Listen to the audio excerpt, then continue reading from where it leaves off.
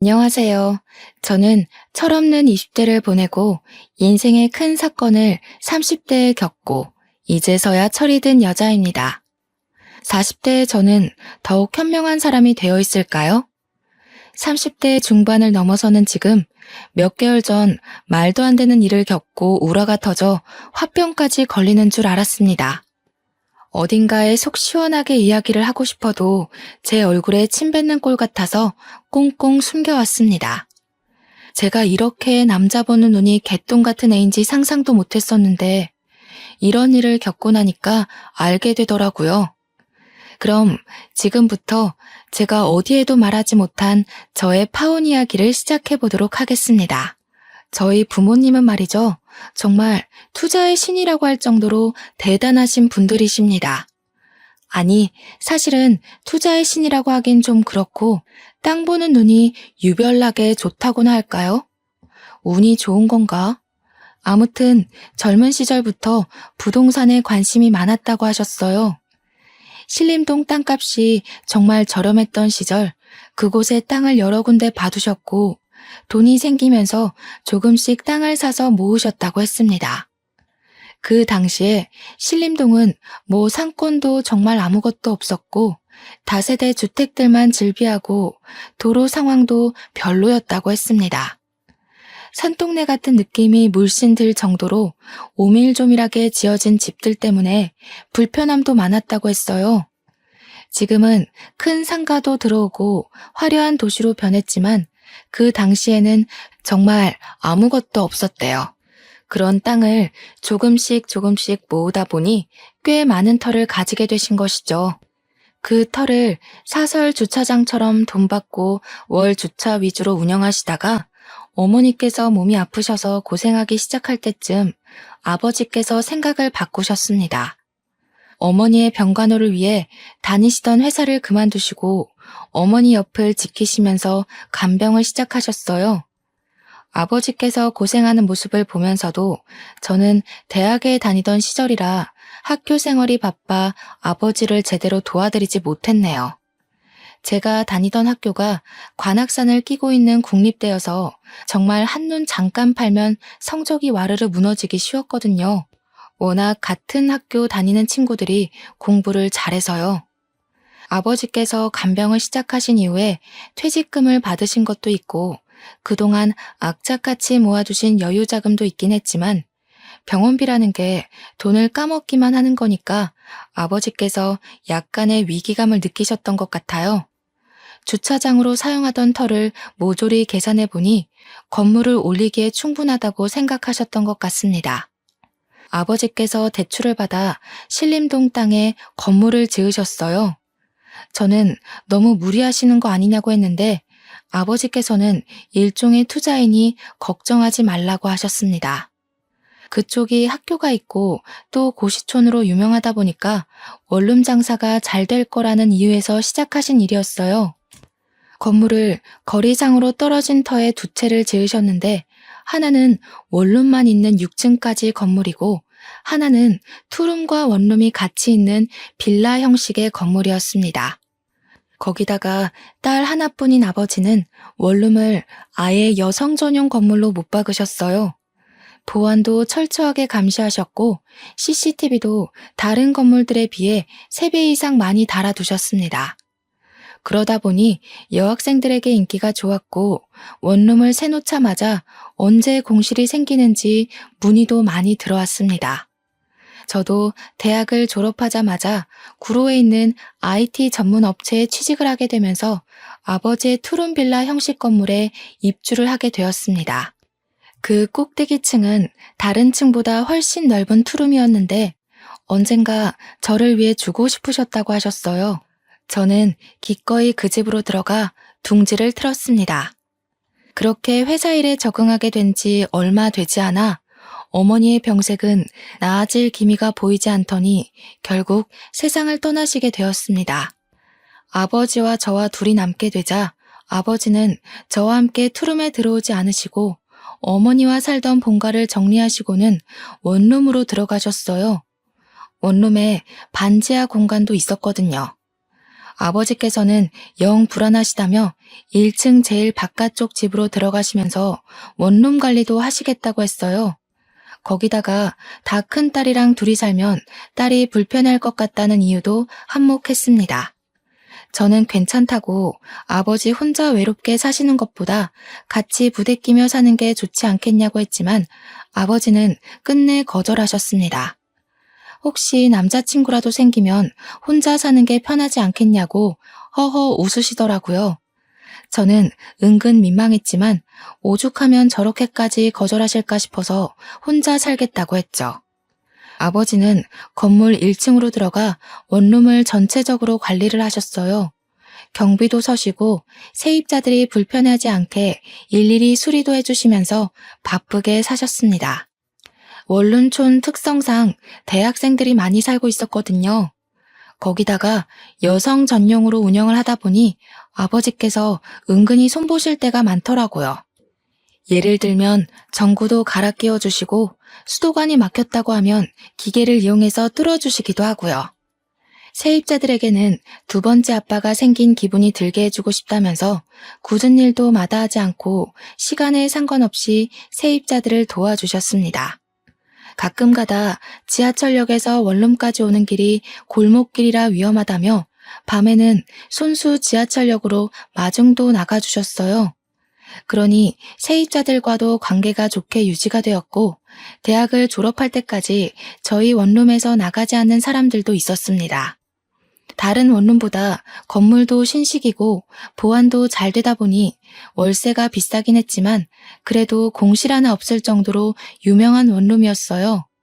오죽하면 신입생 중에 여학생이 집을 구한다 하면 공인중개사분들이 아버지께 공실 없냐고 따로 연락이 올 정도였습니다. 아버지는 차곡차곡 월세를 모아 대출금을 다 갚아내셨고 나머지 짜투리 땅에 원룸을 더 지어 올릴까 고민을 하셨습니다. 아버지의 원룸이 얼마나 친절하고 좋다고 소문이 났으면 다른 분들도 아버지에게 원룸을 더 늘리라고 하셨을까요?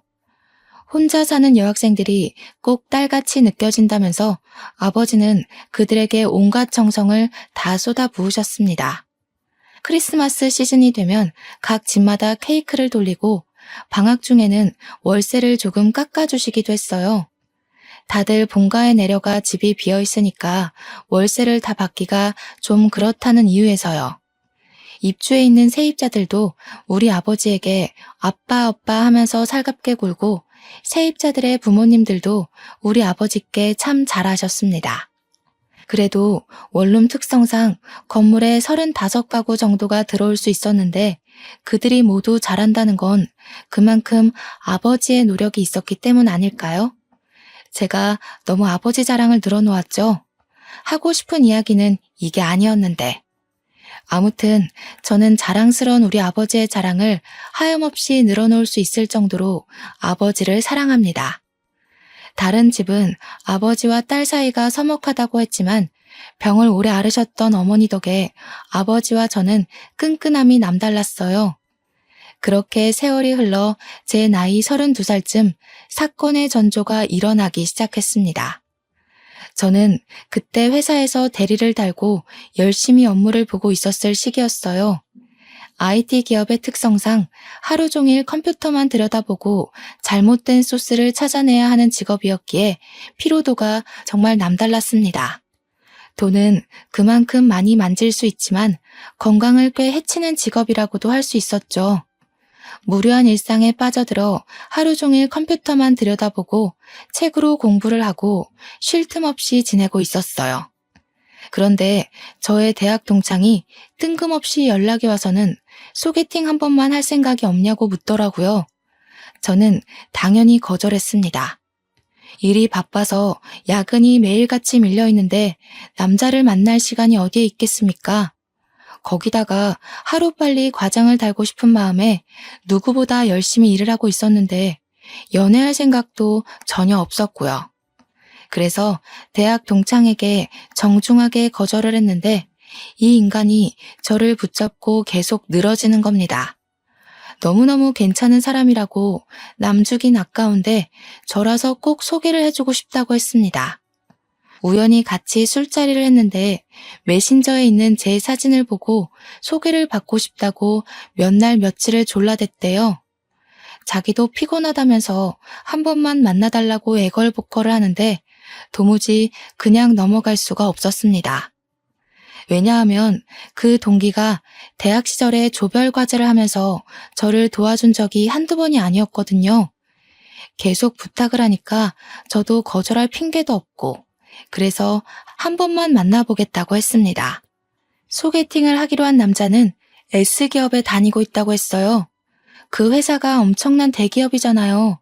저는 전문 기업으로 빠지느라 대기업 산하에 있는 회사였거든요. 물론 소속으로 따지면 저도 대기업이긴 했지만 본사 직원과는 또 다른 느낌이긴 하죠. 너무너무 괜찮은 사람이라는 말도 있었고 승진도 탄탄대로라며 미래를 생각하면 이런 남자를 만나야 한다고 동기가 침이 마르도록 칭찬을 하더라고요. 저도 속물은 속물인지라 혹하긴 했어요. 한 번만 만나보고 별로면 두 번은 안 만난다고 못을 받고는 소개팅 자리에 나갔습니다. 첫인상은 그냥 평범 그 자체였어요. 우리 회사에서도 꽤 볼 수 있는 외모였습니다. 정말 평범함 그 자체요. 단지 회사 사람들처럼 배불뚝이는 아니었다는 게 단 한 가지의 위안이 되었으니까요. 그 나이에 앉아서 운동도 안 하고 술만 먹어서 배 나온 사람이 얼마나 많은지 다들 아시죠? 배는 없다는 사실이 안도감을 준다는 것에 웃음이 비죽 나올 뻔했지만 갈무리하고 밥을 먹었습니다. 그런데 식사 매너가 꽤 좋더라고요. 남의 음식을 탐내는 사람도 아니고 막 흘리거나 묻히거나 하면서 먹는 사람도 아니었고요. 그걸로도 나름 플러스가 되는 모습이었는데 이 사람이 은근 유머 감각이 있는 거예요. 툭툭 던지는 말이 어찌나 웃기던지 오래간만에 그렇게 웃으면서 밥을 먹어본 것 같네요. 대화도 잘 통하고 전문 분야에 대한 이야기가 나오는데 은근히 용어도 많이 알고 하더라고요. 전공도 아니고 그 분야에서 일을 하는 것도 아닌데 대화가 잘 통해서 물어보니까 저를 만나고 싶은 마음에 공부를 했대요. 그런 모습이 전부 플러스가 되면서 평범하게 생긴 얼굴이 장점 같아 보이더라고요. 더 못나지 않고 딱 평균인 얼굴이 얼마나 다행인가. 못생겼으면 밥 먹기도 싫었을 텐데 하면서 저 스스로를 다독이고 있더라니까요. 대기업 다닌다고 은근히 저 무시하거나 으스대거나 할 줄 알았는데 그런 것도 전혀 없었어요. 오히려 저에게 그 어려운 컴퓨터 언어를 다룬다면서 저를 축혀 세우더라고요. 우리 회사 사람들은 여자가 일만 하고 사근사근한 맛이 없다면서 저를 깎아내리기 바빴는데 말이죠. 제 전문 분야도 아닌 사람이 저를 위해 이 정도로 공부도 해오고 저를 올려치게 해주는 모습을 보여주는데 누가 호감 가지 않을 수 있겠어요? 자연스럽게 소개팅남과 다음 만남에 대한 약속까지 잡아버리고 집으로 돌아왔습니다. 그날부터 매일 빠짐없이 저에게 아침 인사를 문자로 남기는데 너무 센스 있게 날씨를 알려주는 거예요. 오늘은 오후에 비가 온다고 하니까 우산을 꼭 챙겨서 나가세요 하는데 맞춤법도 틀리는 거 하나 없이 온점까지 정확하더라고요. 세상에 요즘 맞춤법 틀리는 사람도 엄청나게 많잖아요. 제가 얼마 전에 회사 사람이 뜬금없이 메신저로 모르는 개 산책이라고 보내서 모르는 개를 왜 산책시킨다는 거야? 하고 있었는데 그게 모르는 개 산책이라는 말이었어요. 제가 그날 얼마나 충격을 받았는지 정말 말로 하기 힘드네요. 애프터를 그 이후로 3번 정도 더 받아서 데이트를 했어요. 시간이 지날수록 단점은 눈에 보이지 않고 장점만 보이더라고요. 딱 자기 연봉에 맞는 차를 끌고 다니고 명품에 빠져있는 사치스러운 남자도 아니었어요. 물론 저도 대충 대기업에 다니니까 서로의 연봉이 대충 가늠이 가잖아요.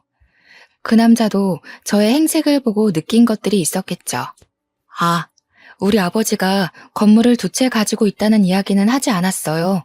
아무래도 요즘 조물주 위에 건물주라는 말도 있고 아버지의 재산인데 마치 제 것처럼 느낄까봐 일부러 말하지 않았습니다. 어머니께서 돌아가시고 받은 보험금에 원룸 월세 받은 걸로 대출금은 다 갚아서 온전한 아버지의 건물이긴 하지만 저희 아버지께서도 허튼데 돈 쓰시는 분은 아니시거든요. 항상 검소하게 돈을 모으면서 투자에만 화끈하셨던 분인지라 굳이 긁어부스름 만들 필요는 없다고 생각했어요. 보통 건물주라고 하면 외제차 끌고 명품 휘감고 다니는 사람으로 오해를 많이 하시니까요. 우리 아버지는 10년째 같은 구두를 신고 다니시고 밑창이 다 드러나도 수선을 맡기면서 오래오래 한 물건을 고집하시는 분이셨어요. 딴 마음 먹고 들이대는 건 제 쪽에서 거절이라 저는 꽁꽁 숨겼습니다. 그럼에도 불구하고 이 사람은 제 모습 그대로를 사랑해 주었어요. 저는 그걸 느꼈고 갑자기 타오른 사랑을 주체하지 못하고 저희는 뜨거운 연인이 되었습니다. 그때부터는 정말 다른 연인들처럼 주말에는 데이트하느라 바빴습니다. 나이 30 넘어서 국내 놀이동산에 가서 교복 입고 데이트를 했을 때 어찌나 서로의 모습을 보고 웃었는지요. 한 12년 만에 입어보는 교복이 그렇게도 어색하고 이상하더라고요. 예전에는 매일같이 입었던 교복인데 세월이 흐른 게 정통으로 느껴졌다고나 할까요? 그렇게 데이트를 하면서 서로 가족에 대한 이야기도 하고 저희 어머니께서 돌아가신 이야기도 털어놓았습니다. 남자친구는 저에게 여동생이 하나 있는데 아직 고등학교 3학년이라며 14살이나 차이 나는 동생이라고 이야기를 했어요. 중학교 1학년 때 갓난아기가 집에 딱 동생이라고 들어오는데 너무너무 이상했대요. 어머니의 배부른 모습을 다 봤는데도 믿기지가 않아서 처음에는 받아들이는 게 힘들었다고 이야기를 하더라고요. 그때 예뻐해주지 못했던 게 미안해서 지금은 둘도 없이 챙기는 사이라고 했습니다. 사진을 보니까 뽀샤시한 게 너무 귀엽고 예쁘게 생겼더라고요. 제가 남자친구한테 장난으로 외모는 동생이 다 빼앗아간 것 같다고 너무 예쁘다고 이야기를 했어요. 남자친구도 알고 있다면서 공부도 엄청 잘한다고 특강 들으러 강남에 있는 학원에 다니는데 누가 체갈까봐 무섭다고 했어요. 그러면서 저한테 관악산을 끼고 있는 국립대 출신 아니냐고 묻길래 그렇다고 하니 동생의 목표가 거기라고 했습니다. 저에게 후배가 될 수도 있다면서 나중에 공부하는 방법 좀 잘 알려달라고 조만간 한번 보자고 했어요. 공부에 손을 놓은 지가 벌써 10년 이상이 흘렀는데 뭘 가르쳐 줄 수 있겠어요. 하지만 여동생이랑 친해지고 싶은 마음이 들어서 알겠다고 했습니다. 남자친구는 여동생에게 딱 하나 단점이 있다고 했어요.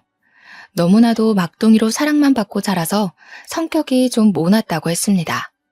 대학교에 가면 별별 인간들 다 모여 있을 텐데 거기서도 삐딱하게 굴면 학교 생활이 힘들 것 같다고 고민이라고 했어요. 너무 오냐오냐 키운 탓에 더 아나무인의 자기밖에 모르는 애가 된 것 같다고요. 저한테 어떻게 하는지 좋을지 모르겠다고 고민을 토로하길래 저도 외동이라 잘 모르겠다고 했죠. 근데 저도 나름 오냐오냐 자란 아인데 저는 그런 성격은 아니거든요. 속으로 네 동생이 원래 그런 성향의 아이는 아닐까? 라고 생각했지만 굳이 입 밖으로 꺼내진 않았습니다. 그날도 별 생각 없이 강남에서 영화를 보고 꼭 가보고 싶었던 카페가 있어서 그쪽으로 걸어가고 있었어요. 남자친구가 동생에게 연락이 왔다면서 지금 학원이 끝났다는데 같이 카페에 갈까? 하고 물어보더라고요. 평소에 궁금하기도 했었고 한 번쯤 얼굴 익히는 것도 나쁘지 않겠다 싶어서 같이 가자고 했습니다. 역 앞에서 기다리니 저 멀리서 누가 오빠 하면서 달려오더라고요. 옆에 있는 저는 보이지도 않는지 남자친구만 보면서 달려오는데 사진에서 봤던 얼굴이랑 똑같았어요. 오밀조밀 예쁘게 생긴 게 딱 봐도 이쁨만 받고 자란 티가 나더라고요. 저를 보면서 웃으면서 안녕하세요 하고 인사를 하는데 인사성도 은근히 밝은데? 라고 생각했지만 그건 아주 잠시였습니다. 인사가 끝나기 무섭게 남자친구 팔짱을 딱 끼고는 둘이 막 성큼성큼 가더라고요. 제가 가고 싶었던 카페 방향이 아니라 이상한 데로 가길래 어딜 가냐고 물어보니까 여동생이 저를 보면서 제가 자주 가는 곳 있어요. 이러더라고요. 남자친구가 미안해하면서 다음에 다시 오자고 하길래 기분이 조금 상했지만 여동생을 만나는 자리니까 제가 양보했습니다. 그렇게 카페에 가서 주문을 하려는데 남자친구가 가서 주문하고 오겠다며 앉아있으라고 했어요. 여동생이랑 마주보고 앉아서 약간 어색한 공기를 느끼고 있는데 저를 쓱 한번 보더니 언니는 계산 같은 거 전혀 안 하나 봐요? 이러는 거예요. 그래서 제가 그냥 웃으면서 그게 무슨 말이냐고 물어봤더니 아니, 보통 커피는 여자가 사는 거 아닌가? 이러는 거 아니겠습니까? 대꾸할 가치가 없다고 느껴져서 그냥 피식 웃고 말았습니다. 무슨 벌써부터 조그마한 게 시누이 노릇을 하려고 하는 건지 조금 우습더라고요. 게다가 제가 IT 계열 남자만 득식을 한 곳에서 어떻게 꾸역꾸역 살아남았는지 모르니까 저를 만만하게 본 거 아니겠어요? 제가 남초 회사에서 큰 목소리를 내기까지 얼마나 많은 인내심이 필요했는지 쌈딱같이 굴어야 했는지를 모르니까요. 남자친구가 커피를 가지고 돌아오고 나서는 여동생이 한참을 저를 빤히 쳐다보다가 입을 열더라고요. 다음에 만날 때는 선물 같은 거 준비해 오시는 거 알죠? 뭐 가지고 싶은 게 있어요? 수능 끝나면 안 그래도 선물 하나 해줄까 생각하고 있었어요. 어머, 언니 센스 있으시다. 그러면 저는 태블릿 PC나 노트북 가지고 싶어요. 이야기 들어보니까 대학 다닐 때 필수라고 하더라고요. 저는 깜짝 놀랐습니다. 뭐 끽해봐야 립스틱이나 파우더 같은 걸 생각했는데 거의 150만 원에 가까운 전자제품을 사달라고 하니까요. 게다가 그걸 왜 저한테 사달라고 하는지 그런 고가의 제품은 가족들에게 사달라고 하는 게 맞지 않나요? 저도 뭐 언젠간 가족이 될 수도 있지만 지금은 남남이거나 마찬가지인데요. 결혼식장 들어갈 때까지 사람 일은 모르는 거라고 하잖아요. 어이가 없어서 그냥 빤히 바라보고 있는데 남자친구가 이리저리 눈치를 보더라고요. 언니, 제가 우리 집 정말 막둥이라서 정말 예쁨 받으면서 자랐거든요. 제가 언니 싫다고 하면 우리 오빠랑 결혼 못할걸요? 그 이야기를 하자마자 남자친구가 여동생에게 조금 큰 소리를 냈어요. 왜 그런 말도 안 되는 소리를 하냐고 선 넘는 거라고 하면서요. 노트북은 자기가 사줄 테니까 저한테 그런 거 요구하지 말라고 딱 잘라서 이야기하니까 입을 삐죽 내밀더라고요. 신우 될 사람한테 그런 거 하나 못 해줘? 이러면서 끝까지 물고 늘어지는데 제가 그냥 남자친구 손을 꼭 잡으면서 말렸습니다. 나중에 저한테 커피 주문하고 받아오는 사이에 다른 이야기 한 건 없냐고 이야기하길래 그냥 없다고 했어요. 맘 같아서는 네 오빠랑 결혼할지 안 할지도 모르잖아? 라고 하고 싶었지만 남자친구가 상처받을까봐 말을 못 하겠더라고요. 별말 안 했다고 걱정할 만한 일은 없었다고 잘 마무리한 뒤에 집으로 돌아왔습니다. 맥주 한 캔을 마시면서 다시 곱씹어 생각해봐도 조그마한 게 아주 기어오르는 꼴이 짜증이 났어요. 다음에 만나게 되면 제대로 한 방 먹여줘야겠다 하는 생각만 했습니다. 그렇게 남자친구랑은 불같은 사랑을 이어가고 있을 무렵 날이 점점 추워지더니 뉴스에서 수능날 최강 한파가 몰아닥칠 예정이라고 하더라고요.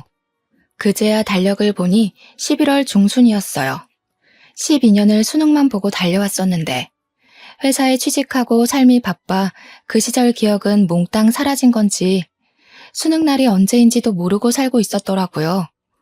남자친구의 여동생이 수능을 보겠구나 싶어서 남자친구를 통해 초콜릿이랑 엿이랑 마카롱 같은 간식을 들려보냈습니다. 아직 결혼 이야기도 없는 상태여서 그 정도가 저에게는 최선이라고 생각했기 때문이었어요. 잘 전해줬냐고 물어보니까 남자친구가 저에게 여동생이 너무 고맙다고 했다면서 저에게 직접 감사 인사를 하고 싶다고 했대요. 휴대폰 번호를 알려줘도 괜찮겠냐고 물어보길래 그냥 알겠다고 했습니다.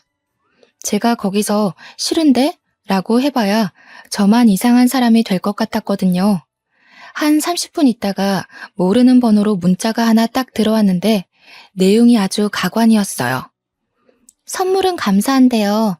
저 이런 거 잘 안 먹어서요.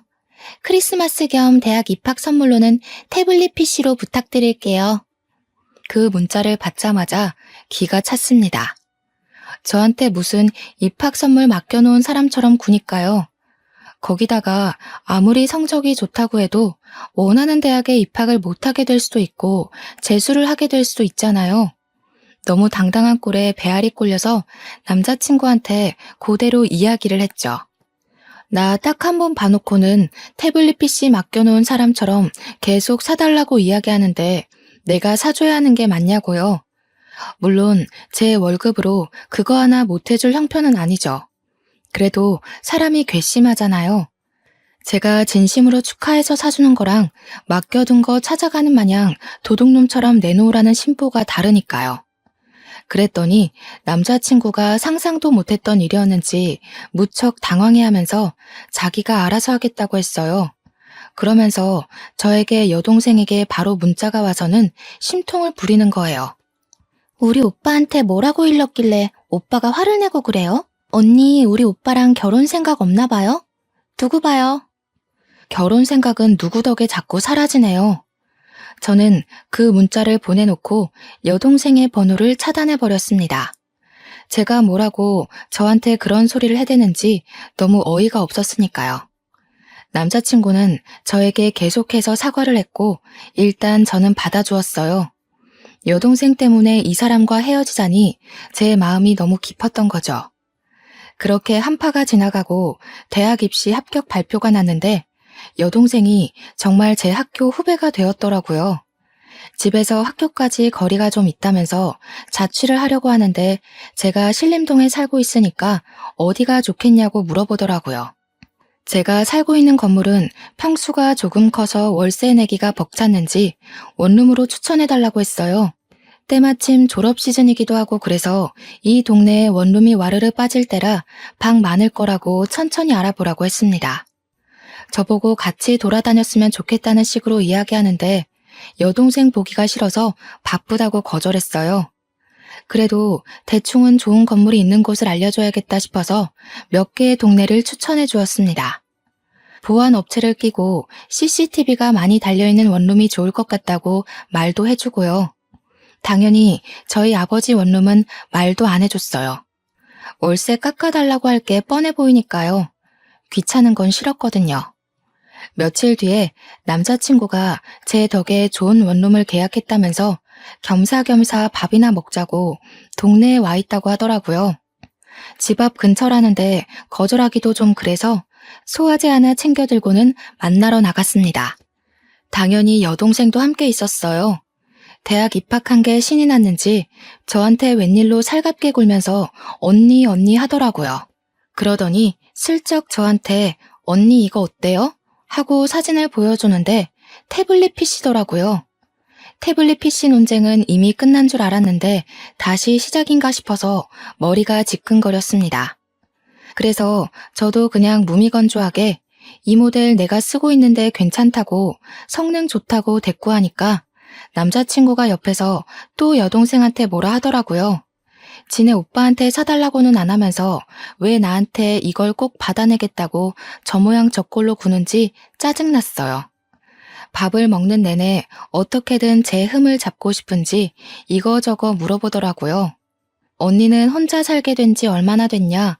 혼자 살면서 남자 많았겠다. 언니 살림은 잘하냐?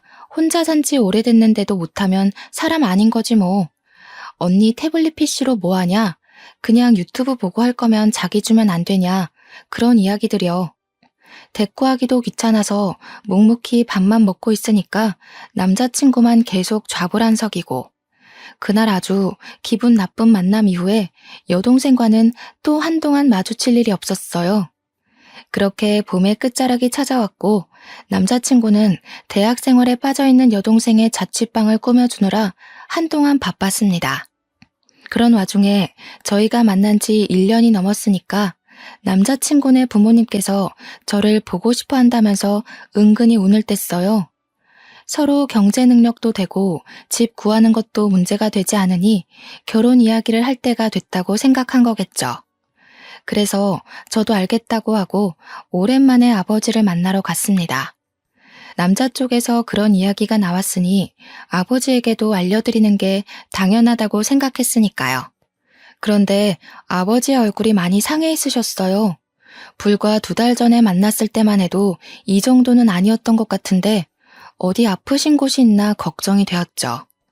그래서 무슨 일 있냐고 여쭈어 보니 요즘 힘들어 죽겠다고 하시는 거예요.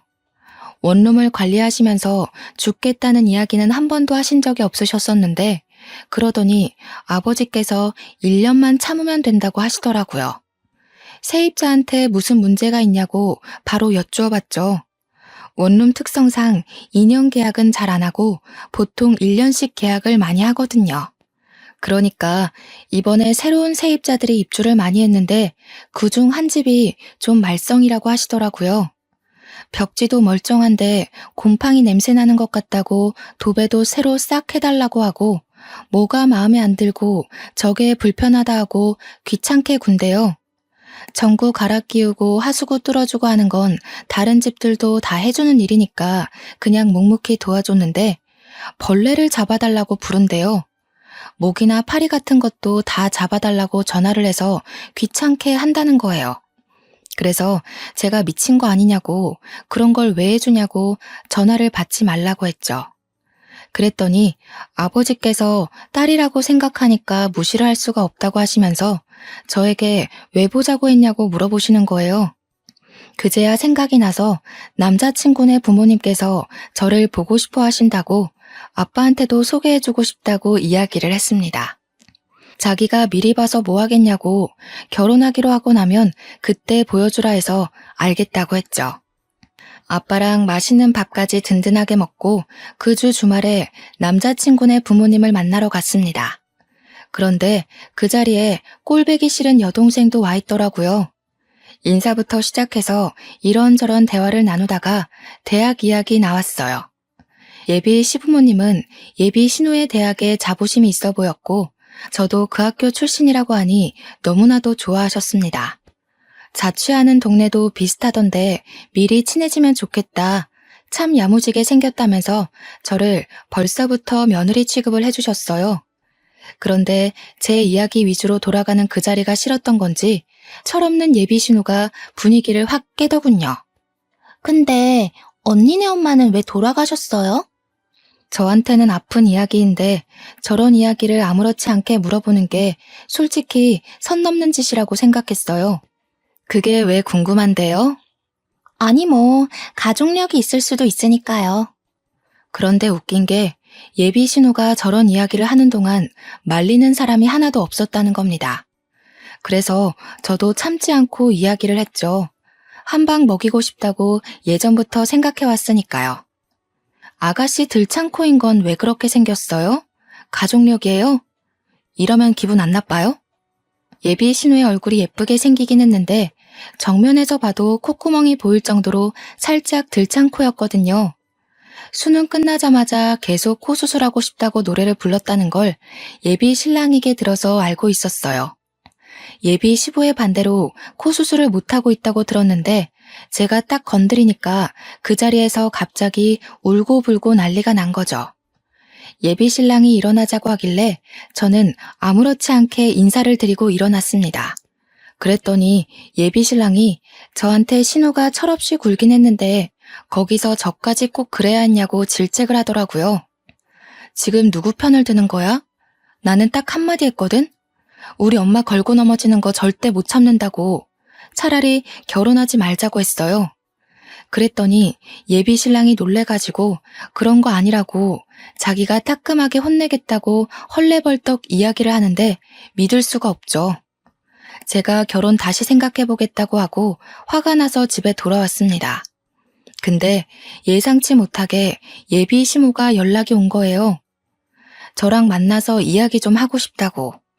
예비 신우를 너무 버릇없이 키워서 미안하다고 사과를 하셨어요.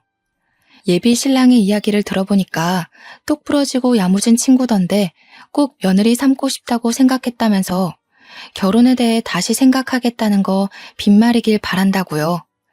그래서 저는 솔직하게 이야기를 했습니다. 우리 어머니에 대한 이야기를 그런 식으로 소비하는 거 싫다고요. 신우가 직접 와서 저에게 사과를 했으면 좋겠다고 하니까 꼭 그렇게 해주겠대요. 그러더니 진짜 저한테 울며 겨자 먹기로 사과하러 온 거 있죠? 하기 싫은 티 팍팍 내긴 했지만 예비 신랑하고 예비 시모가 저한테 미안해하면서 그러니까 신우도 별 수 없죠. 저한테 잘못했다고 하길래 우리 어머니 이야기 2번 다신 입에도 올리지 말라고 하니 알겠다고 했어요. 그런데 이게 기폭제가 된 건지 시댁 쪽에서 더 질질 끌고 있냐고 이제 33살이니까 결혼할 나이가 됐다면서 빨리 상견례를 하자고 했어요.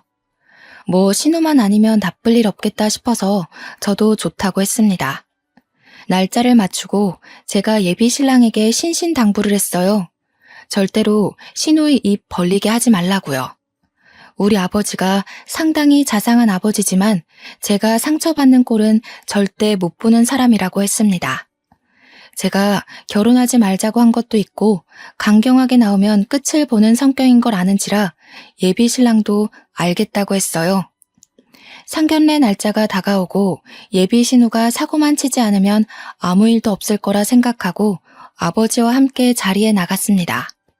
이미 예비 시부모님과 예비 신우까지 전부 다 자리에 도착해 있더라고요. 그래서 안녕하세요 하고 공손하게 인사를 드리고 저희 아버지를 소개해 드렸습니다. 아버지도 처음 뵙겠습니다 하고 인사를 하는데 예비 신우의 얼굴을 보고 딱딱하게 얼굴이 굳어지시는 거예요. 저는 순간 아버지의 얼굴을 보고 무슨 일이 있는 건가 싶어서 깜짝 놀랐죠. 그런데 정말 하늘이 저를 살린 건지 아니면 나락으로 보낸 건지 신우가 픽 웃으면서 이야기를 하는 겁니다. 뭐야, 언니네 아버지가 경비 아저씨였어? 우리 아버지께서 원룸을 관리하고 계시니까 뭐 경비도 하고 수리도 하고 건물주이기도 하니까 틀린 말은 아니잖아요. 그래서 맞는다고 고개를 끄덕이면서 왜 그러시냐, 어떻게 아는 사이냐 하고 물어보았습니다. 근데 순간 시부의 얼굴이 약간 떨떠름하게 변하는 게 아니겠어요? 아무리 경비 인식이 좀 그렇다고 해도 그렇지 대놓고 표정이 바뀌니까 제 속이 확 상하더라고요. 그리고 요즘 경비들도 보안업체에서 전문적으로 채용해서 쓰기 때문에 예전만큼 대우를 험하게 받지도 않고요. 직업에 귀천이 없다지만 순간 너무 짜증이 났습니다. 불난 집에 부채질한다고 신우가 입을 여는데 상상을 초월하는 이야기를 뱉더라고요. 내가 지내는 원룸 경비 아저씨거든. 근데 아저씨, 왜 요즘 저 벌레 안 잡아주세요? 내가 아저씨 때문에 맨날 불안에 떨면서 자야겠어요? 벌레 잡아주는 게 뭐가 어렵다고. 이러는데 순간 이게 무슨 개소린가 싶었습니다. 그 순간 딱 머릿속에 스쳐 지나가는 일이 있는 거예요. 아버지께서 세입자 하나 때문에 너무 힘들다고 1년만 지나면 내보낼 거라고 했던 그 진상 세입자요. 그래서 내가 예비 신우한테 말을 했죠. 아가씨가 우리 아빠 원룸에 산다고요? 아빠 원룸은 무슨 경비 주제에. 언니가 왜 아등바등 돈 아끼면서 사는 줄 알겠다. 그래도 언니네 회사 엄청 대기업 아니에요? 월급도 좀 될 텐데 왜 그러고 살지? 아, 혹시 언니 결혼하고 나서도 친정에 생활비 주고 그래야 돼요? 저한테 입꼬리 살짝 올려가면서 말하는데 주먹이 부들부들 쥐어지더라고요. 예비 신랑도 정확하게 우리 아버지의 직업이 뭔지 몰랐고 당연히 예비 시부모도 모르는 상태였죠.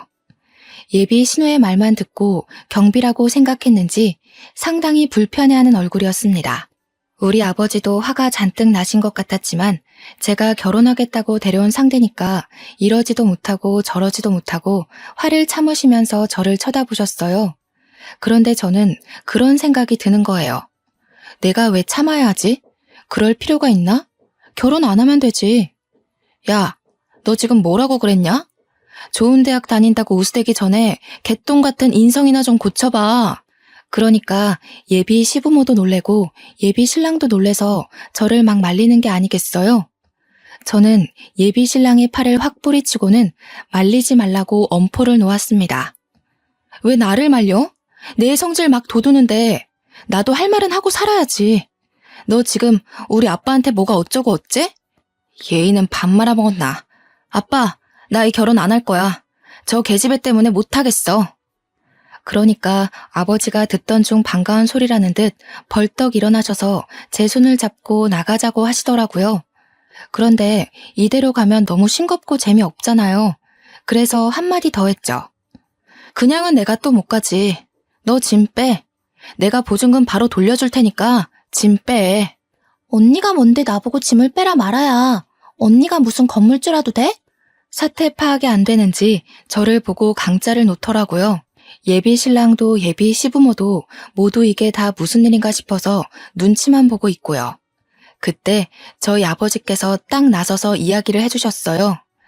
그래요, 아가씨. 내가 거기 건물주네. 내가 그 건물 관리도 하고 주인이기도 하고 세입자들 안전을 위해 경비도 서고는 한다네. 그러자 그쪽 가족들의 얼굴이 확 굳어지더라고요. 경비인 줄 알고 우습게 여겼는데 건물주라고 하니까요. 내가 호의를 베풀면 같이 베푸는 사람이 있고 만족하지 못하고 욕심을 부리는 사람들도 있더라고. 아가씨는 후자였지. 욕심을 부려도 유분수지 어느 건물주가 세입자 벌레를 잡아주나? 아가씨가 난리를 쳐서 내가 방역도 철저하게 하고 벌레 잡는 업체와도 계약을 했네. 그런데 아가씨네 방에서만 유독 난리도 아니더구먼. 쓰레기를 버리지 않고 쌓아두고 악취나는 옷도 켜켜이 쌓아두고 하수구 막히는 것도 아가씨 머리카락이 막아둔 거지 수도관 문제가 아니더라고. 예비 신호의 생활이 문제라고 이야기하니 시댁 식구들의 얼굴이 모두 새빨갛게 변했습니다. 하지만 아버지의 말은 여기서 끝나지 않았죠. 예비 시부모의 얼굴을 딱 노려보시면서 정확하게 이야기를 하셨어요. 도대체 딸 자식의 교육을 어떻게 시킨 건지 더러워서 우리 건물에 데리고 있을 수가 없겠습니다. 보증금은 내일 당장 보내줄 테니 일주일 이내로 짐을 빼세요. 아니, 우리의 학기 중간인데 그러시면 어떡합니까? 계약 기간이라는 게 있는데 계약 기간이고 나발이고 층간소음으로 아랫집에서 항의 들어오는 것도 난리입니다. 밤마다 뭘 하는지 윗집 옆집 아랫집 할 거 없이 남자랑 있는 소리 들린다고 다들 난리인 거 아시오? 내가 사돈 처녀 될 사람인 줄 알고 말을 아끼려고 했는데 사돈도 아니니 숨길 것도 없지. 우리 원룸은 여성 전용 원룸인데 남자를 끌어들였으니 계약 위반 맞습니다. 20살짜리가 남자랑 놀아났다고 하니 다들 얼굴이 사색이 되고 진짜 빨갰다가 파랬다가 파란만장하더군요. 우리 아버지한테 예비 시부가 건물주 갑질 아니냐고 하는데 아버지께서는 태연하게 계약 위반이라고 하셨어요. 원하시면 건물 입구 CCTV랑 출입 기록 다 떼어드리겠다고 남자랑 들어간 영상이면 되겠냐고 말씀하셨죠. 물론 다른 집도 남자친구를 데려오긴 하지만 그냥 눈 감아주시곤 하시거든요. 하지만 이 못된 계집애는 절대로 봐줄 수 없다 이런 생각을 하신 듯 했어요. 그러면서 원룸 인덕션 망가진 거, 세탁기 고장난 거, 화장실 거울 깬 거 다 합치면 보증금보다 많이 나올 것 같은데 어디로 보내주실 거냐고 쐐기를 박았습니다.